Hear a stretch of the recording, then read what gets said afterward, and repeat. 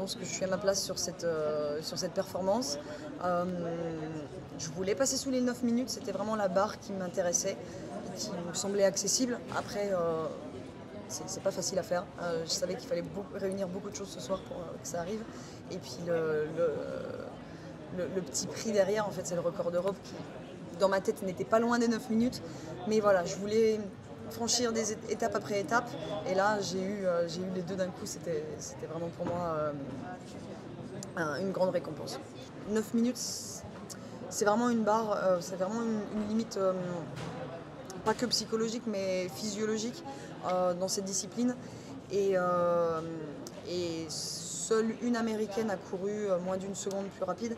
Et sinon, c'est que les africaines des hauts plateaux. Donc on voit qu'elles dominent, qu'elles sont capables de courir sous les 9 minutes et que c'est leur contexte à elles. Et je me dis que je m'en rapproche petit à petit. Et donc voilà, je pense que j'ai passé un cap. Les coureuses des hauts plateaux, c'est le prochain palier. Et comment faire pour aller essayer de les accrocher pour les prochaines années? C'est une bonne question.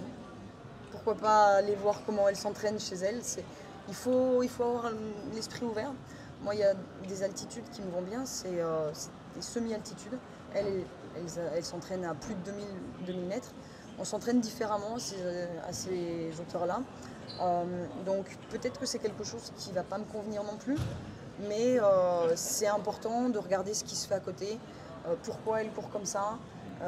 Voilà, c'est des choses qui vont permettre de peut-être faire la différence à un moment. Vous êtes arrivé au haut niveau relativement tard. Comment vous avez découvert la course à pied? C'est quoi votre parcours? Alors j'ai pratiqué beaucoup de sports. Avant de faire la course à pied, quand j'avais 13 ans, j'étais déjà passée par du sport co, de l'équitation. J'ai commencé l'équitation à l'âge de 3 ans. Je fais du ski, j'ai fait du snowboard, enfin, j'ai vraiment fait beaucoup de choses. Et puis à un moment donné, on m'a vu sur les crosses de collège, on m'a dit que je courais bien, on m'a proposé de signer dans un club. J'allais pas beaucoup à l'entraînement, j'allais aux compétitions seulement pour gagner. Puis quand j'ai commencé à pas gagner parce que je m'entraînais pas, en fait, j'ai arrêté de courir. Je suis partie faire mes études et puis naturellement, sur la fin de mes études, j'avais envie de rechausser les baskets. Et voilà comment, à l'âge de 24 ans, je suis retournée à la course à pied.